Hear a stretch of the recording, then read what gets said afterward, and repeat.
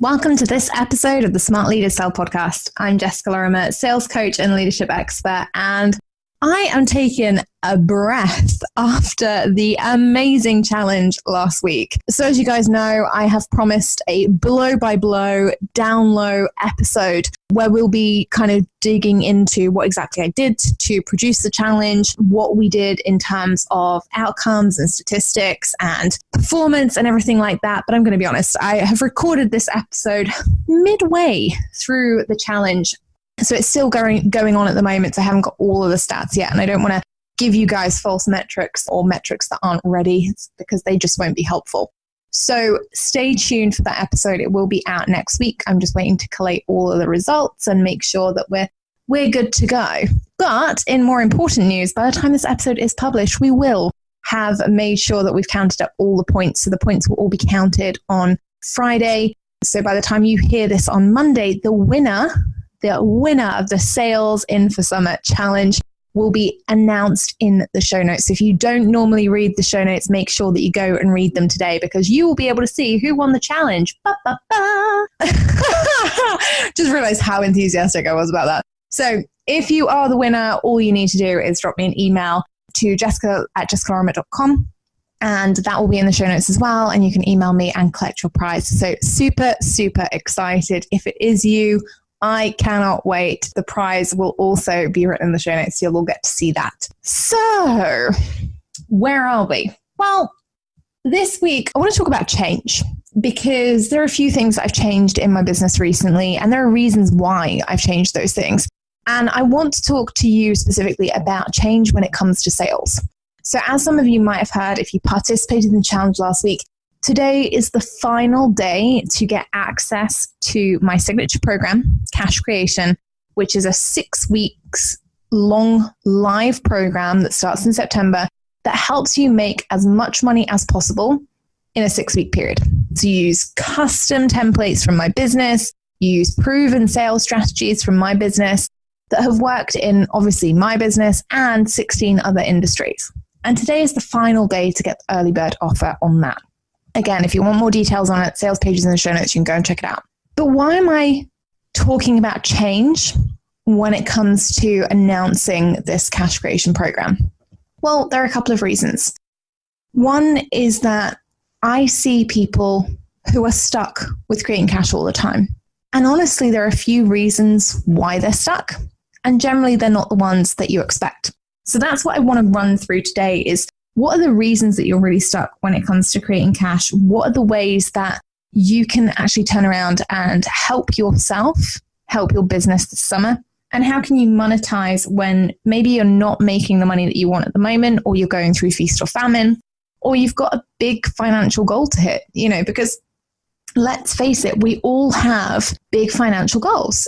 And so let's talk about this idea of cash flow just for a second, just to kind of ease ourselves in.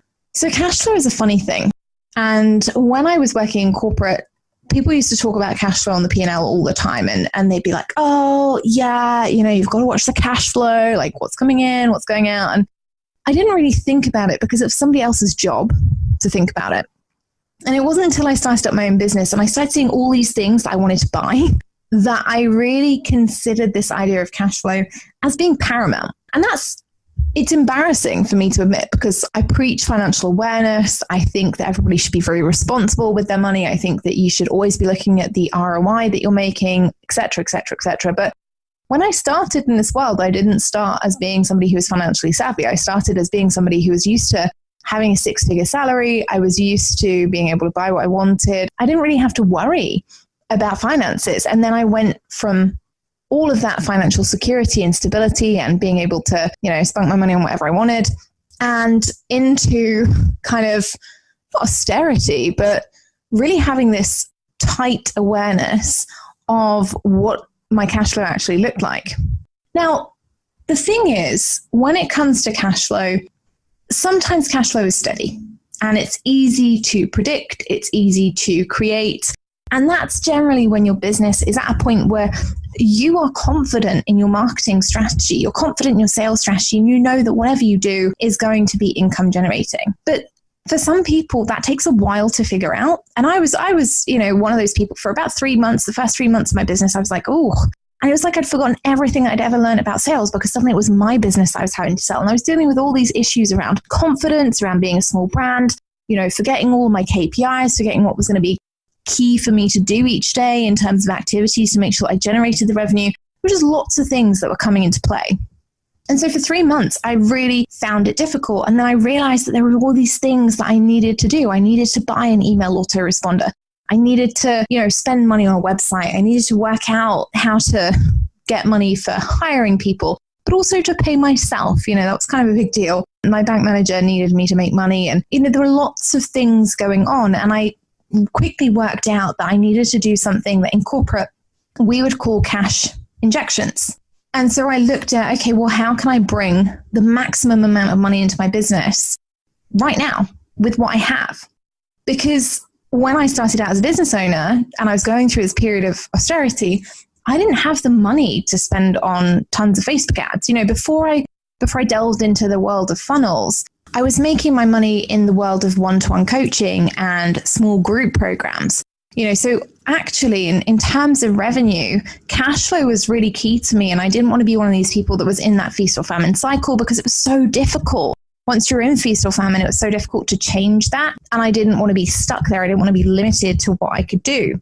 So when I realized, okay, I need to create income in my business using what I have right now, I looked at some of the changes that I needed to make. And this is the process that I want to share with you guys today around, what are the things that are potentially holding you back when it comes to making more money in your business and what can you do about them? Because in all honesty, there is only so much that you can keep doing before you get disillusioned and burnt out and overworked and frustrated. And you just pack it in because, nobody can continue forever especially when they're building a business that they're supposed to love and enjoy and that's going to provide freedom when actually it's providing overwork, burnout, and, just plain old resentment. So let's look at a few of the questions. There are only 3 things and 3 kind of key points that I want to touch on today, but they will make a huge difference if you really do look at them and follow them through. So the first thing is, I want you to stop doing more. And I see this with entrepreneurs all the time. And this is something that I never used to see in corporate. Despite the fact that corporate companies have a lot of red tape and they're very slow moving and generally change is something that is super, super slow for them. When it comes to revenue generation, everything is quick. And so one of the things that they do is they go against the grain when it comes to this mentality of doing more. What I mean by that is that doing more essentially does nothing, especially if you're doing the wrong things. So if you're pouring a ton of money into Facebook ads and you're not actually getting any leads and you're not getting any conversions, you're not getting any sales, why would you continue to do that? And when you look at it like that, when I first started looking at this process for myself and thinking, I'm spending all this time and energy trying to create all of this, like tons and tons and tons of content, but actually it's not doing anything. I was like, well, why am I doing it? What's the point? Am I creating for the sake of creating? Am I creating because I really enjoy it? Am I creating because it's getting me results? And the answer ultimately to all of them was no. I was just doing what everyone else said that I should be doing and hoping that it would work. And it wasn't working, not for me. Now, I've had clients recently that have come to me and they've been like, oh, I'm doing this. And they'll be like, I'm running this Pinterest strategy, or I've set up this funnel and it's been going for about a year.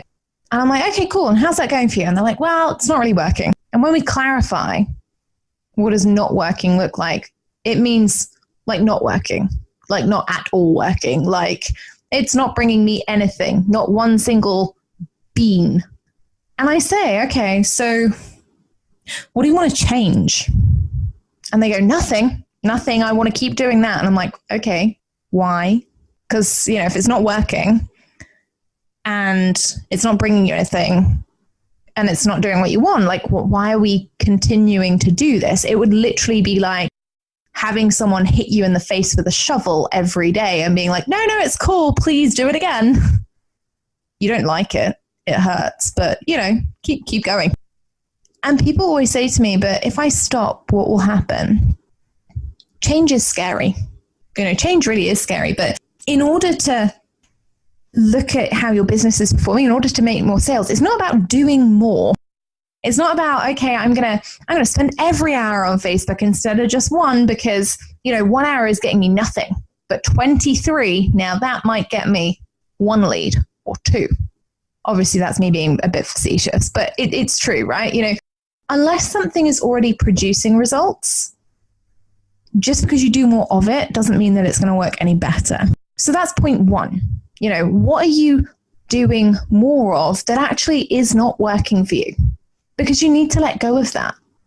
And it's okay. You don't have to feel like a failure. I don't. Things don't work for me all the time. And I'm just like, oh, well, never mind.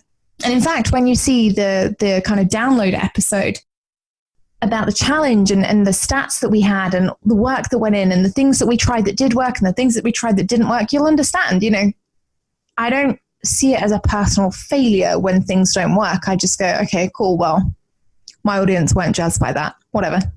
It doesn't matter how new or innovative or exciting it was.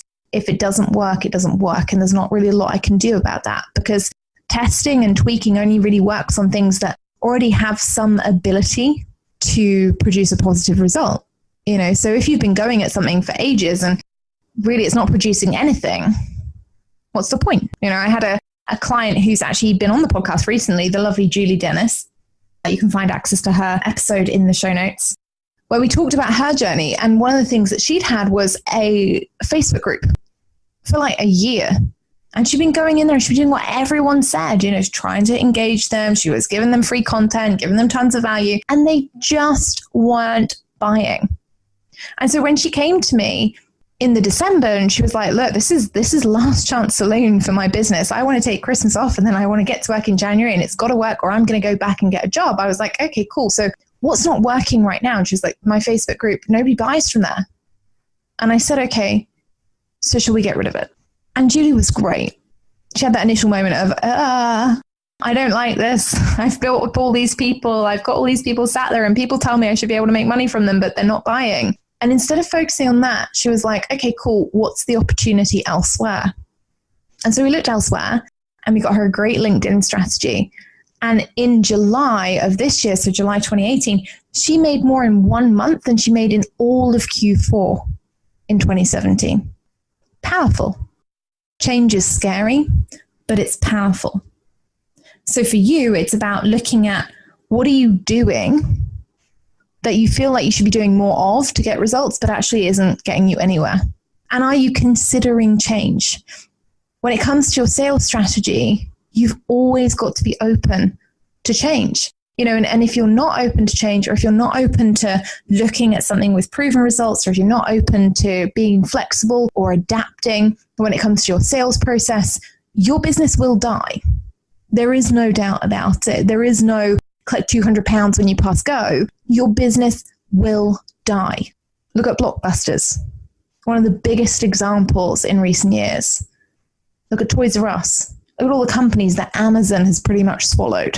Those businesses didn't adapt. So look at change. Look at what you can stop doing more of and look at what you can start doing differently. The second thing is we've got to look at the correlation between investing in yourself and other people investing in you. Now, my mum says this best. My mum's a very wise woman. And she says to me all the time, even now, but particularly when I started my business and I was always worried about spending money. I've always been very conservative. I've always been very risk averse to spending any money on myself. When it comes to birthdays or Christmases or anything for anyone else, I'm like, have all of the money. What else can I buy? But when it comes to spending money on me, and when it came to spending money on my business when I started out, I was really nervous because I didn't know, I couldn't guarantee that it would work. And I didn't want to be that person who was like, oh God, I spent X amount on coaching, or I spent X amount on this course, and then it didn't work for me. Now, you might have heard the story about how my mum phrased this about me being special and what she thought about that. But that's not really where I want to go with this, right? If you haven't heard that story, head back into the episode about generating immediate revenue, and that whole story is laid out for you there. But basically, my mum has always said to me, if you don't invest in you, how can you expect other people to? Now, to put this into perspective, my mum has not always talked about money when she's uttered this phrase at me. When I was a teenager, I went through that kind of grunge phase of like, I just want to look like I've rolled out of bed and dosed myself up to the eyeballs with some pills kind of look. It was not attractive. I'm hoping that none of the photos are still lingering anywhere on the internet, but you never know. There might be one or two if you search really hard. But I went through that kind of phase. And it was about that time that I actually wanted to get a job. I wanted to earn money, not so that I could take a ton of pills, but so I could actually, buy better clothes or CDs or whatever it was that I did with my money then. And my mum said to me, if you don't invest in yourself, nobody else will. Meaning, if you don't get dressed like a real human being and start brushing your hair, then nobody else is going to be prepared to invest any time or energy in you, because if you don't care about yourself, nobody else is going to care. And she was right. Harsh, perhaps, but right.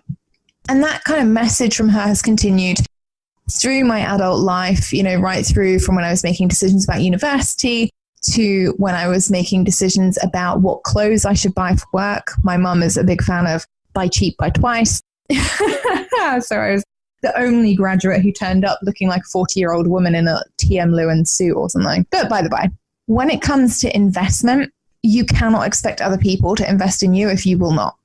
Now, that's time, it's energy, and it is money. And I want to be really clear on this because I think sometimes we all get a little bit focused on, let's shy away from the money topic because it's awkward and it feels uncomfortable. And I kind of, for years, I felt uncomfortable talking to people about money and saying that they needed to invest in themselves. So let's have this transparent conversation. For years, I was that person who was worried about telling people like you that you need to invest in your business for it to grow and thrive.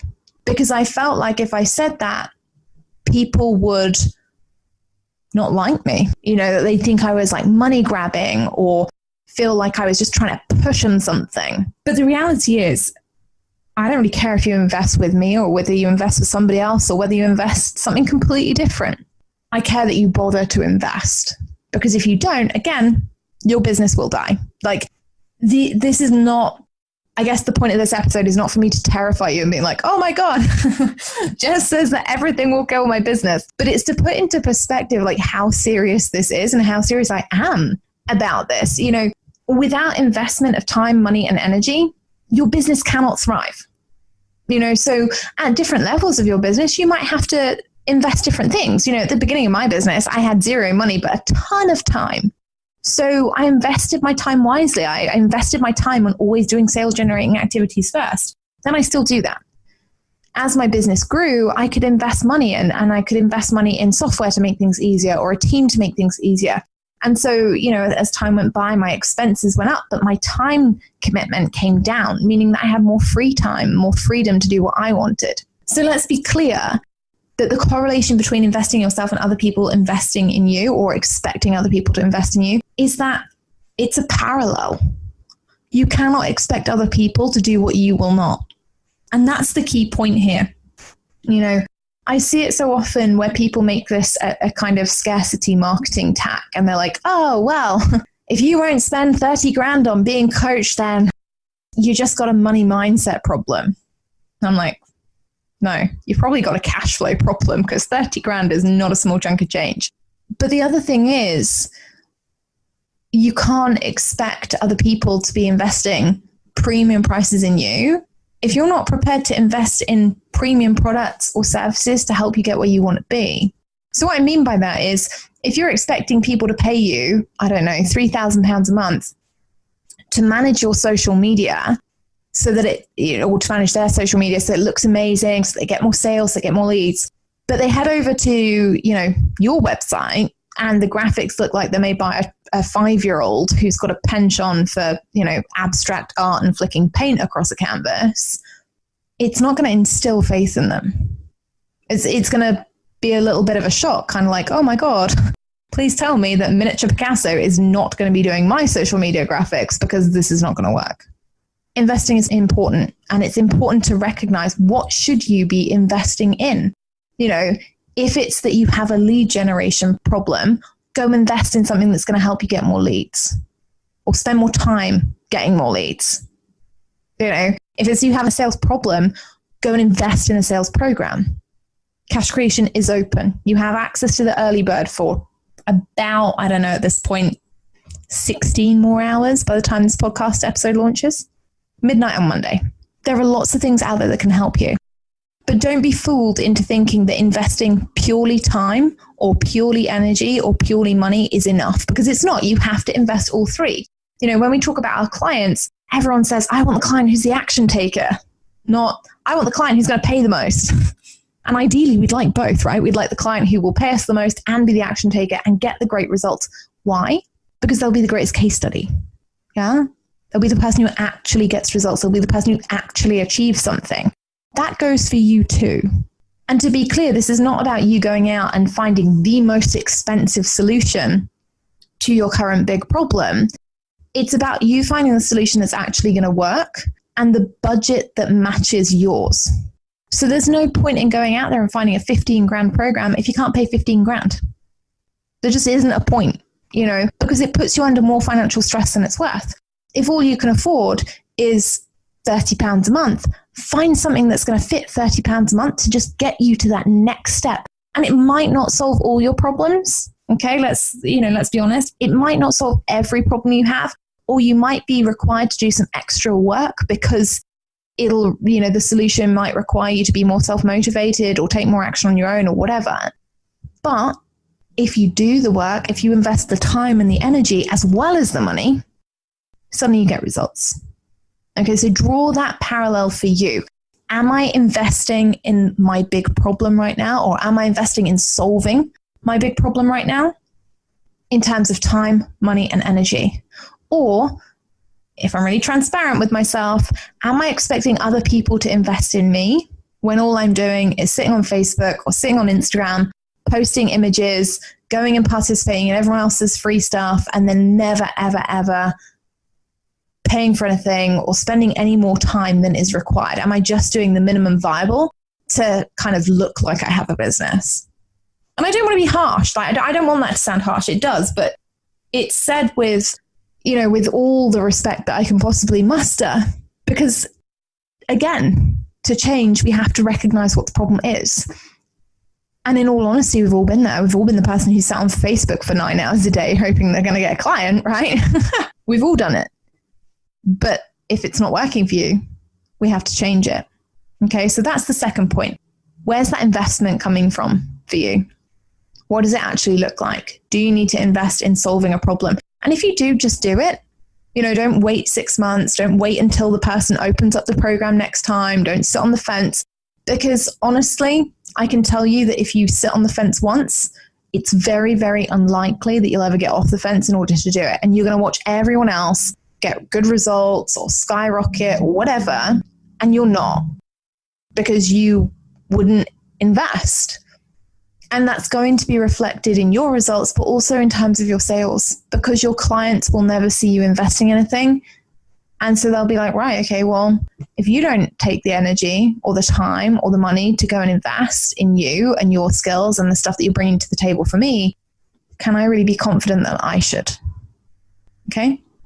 Now, the other thing that we have to look at is vanity metrics. Now, I love this one, right? So let's go back to that point that I made earlier around, will people still like us if we tell them the truth? And did I worry, or did I used to worry about telling people they needed to invest in themselves? Yes, 100% I used to worry, because I worried that people wouldn't like me, that they'd stop following me, that they'd go elsewhere, they'd follow somebody else. And that was it, really. I stopped seeing them online. Like, oh my God, they stopped liking my posts. What will I do? But the truth is, honestly, that those are just vanity metrics. The people who stop following you when you start selling more to them, well, they were never going to buy from you anyway. That's the bare and simple truth.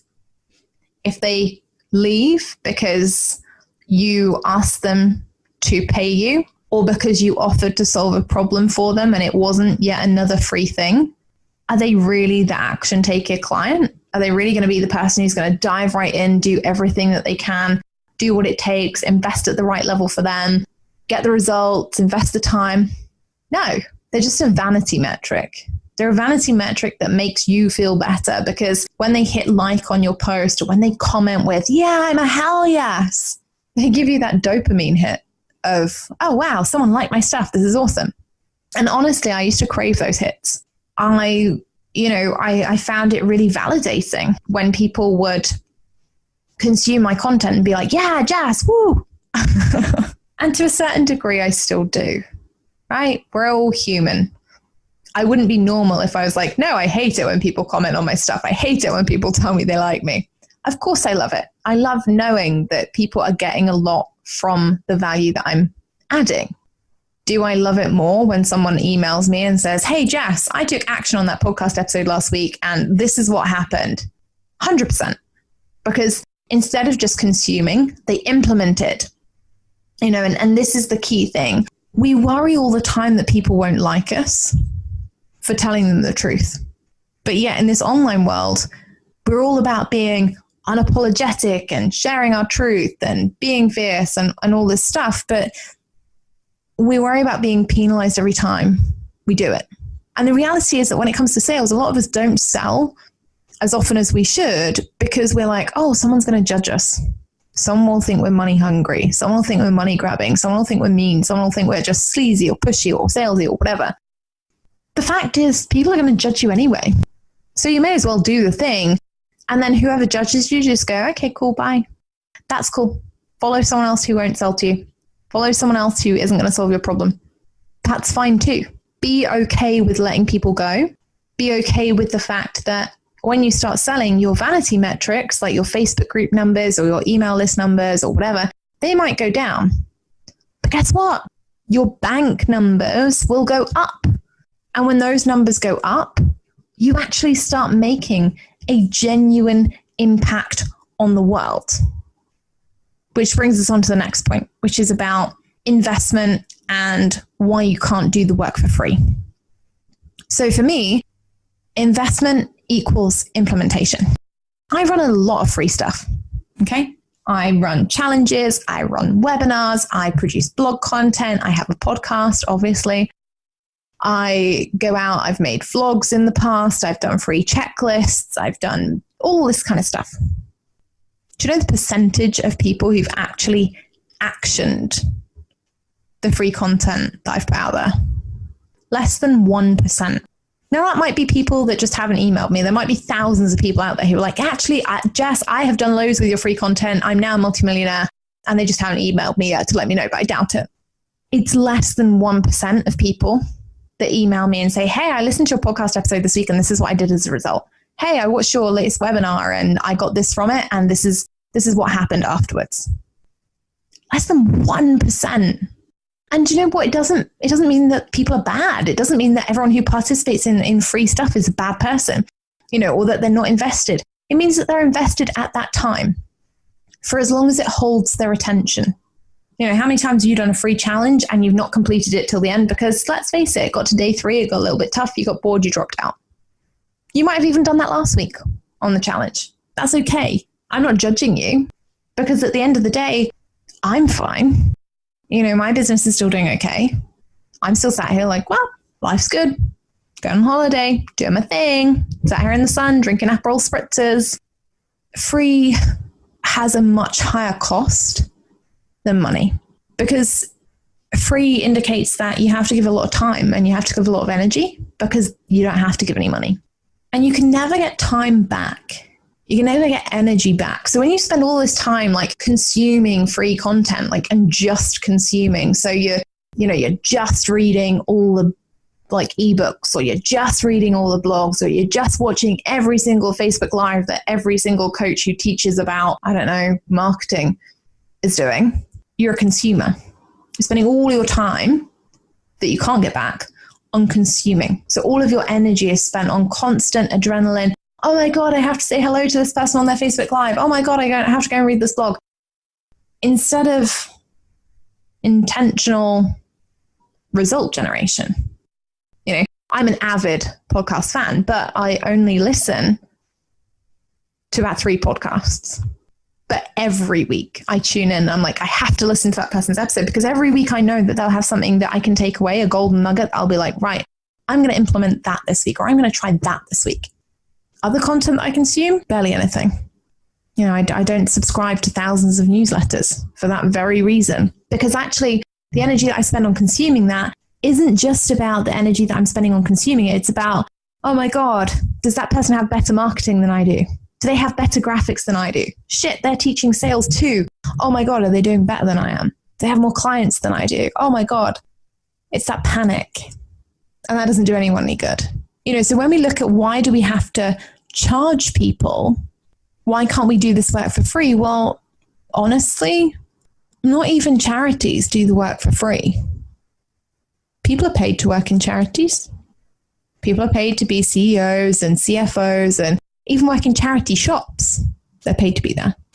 You get some that are volunteers, but the managers and that kind of thing, they're all paid a salary. Why? Because when they're invested, they implement.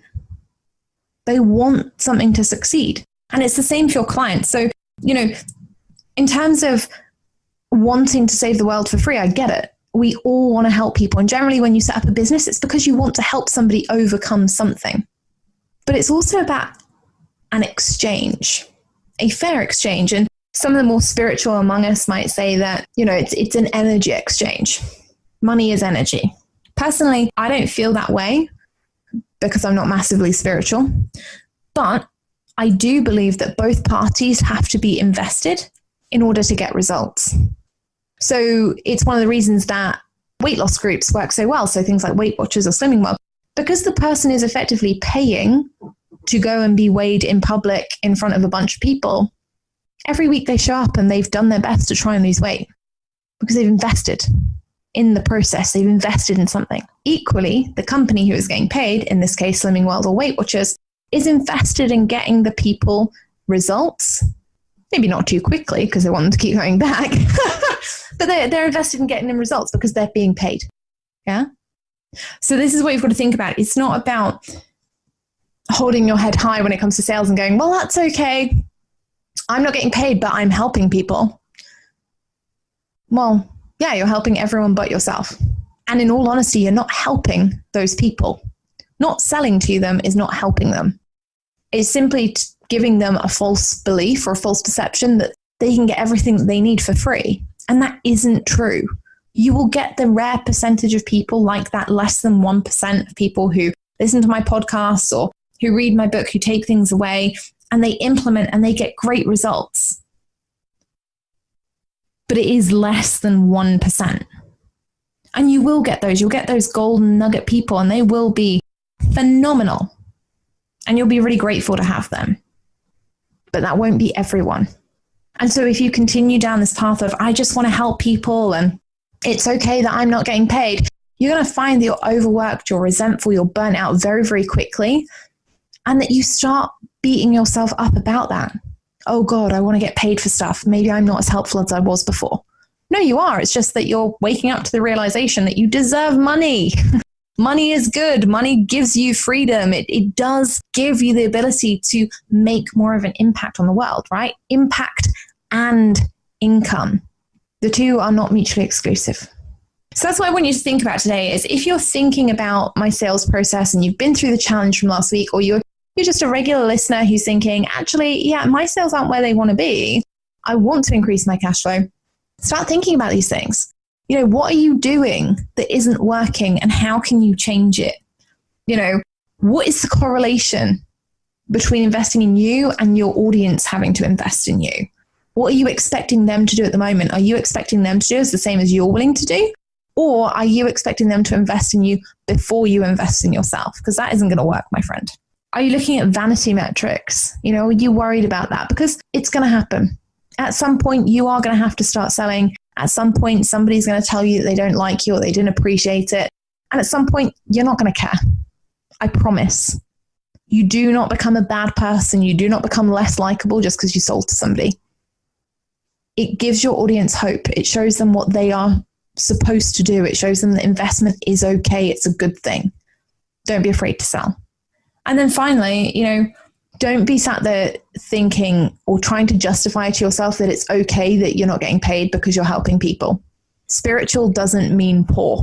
I have a whole episode on why it doesn't. So if you haven't heard that episode yet, go check it out. It's not about trying to be Mother Teresa. You're trying to run a business. Businesses run off impact and income. You need both to make it thrive. And if you don't, it won't survive. So if one of the changes that you need to make in your business right now is that you need to go from being feast or famine to injecting a large amount of cash, then obviously today is the final day that you can get access to my signature program, Cash Creation. The link is in the show notes. Woo, woo, woo. For the special early bird price. So I'm really excited about Cash Creation. It's now in its 6th iteration. So this is the 6th round of Cash Creation, which is awesome. We've had over 200 entrepreneurs go through it successfully. We have a 98% success rate. And in the last round, the group collective made over £200,000 in 6 weeks. So it's an awesome, awesome program. And if you are somebody who is struggling with cash flow, I really, really would urge you to go and have a look, check out the testimonials, do your due diligence. We've got a ton of testimonials. You can go and ask in the Facebook group, is it any good? What's it like? People will give you honest opinions. It's cool. But please make sure that if cash is your priority in Q4, if you want to make this the best Q4 you've ever had, and you want to do it with my support, and you want to do it with the amazing team that we have curated for Cash Creation, the proven templates that you can literally just copy, customize, and paste into your own businesses and help you generate revenue, now is the time. Because it really won't be open again until 2019. I have a lot on my plate at the end of this year. So it will be cash creation or nothing. If you want to look for a sales program that really is going to help you make the money that you want to in Q4, this is it. No magic pills, no fluff, no BS, no nothing. Just a program that works, that is proven to work, and that does exactly what it says on the tin. I hope you are having an amazing Monday. I hope you're starting it really, really well. And regardless of whether you join Cash Creation or not, I can't wait to see you in the next episode this Friday because I have a super special guest. So if you are like, no, Jess, you know what? Sales me are fine right now. I'm all good. Then I will see you in Friday's episode where we'll be discussing an awesome, awesome case study that you can take away and immediately implement in your own business. I will see you then.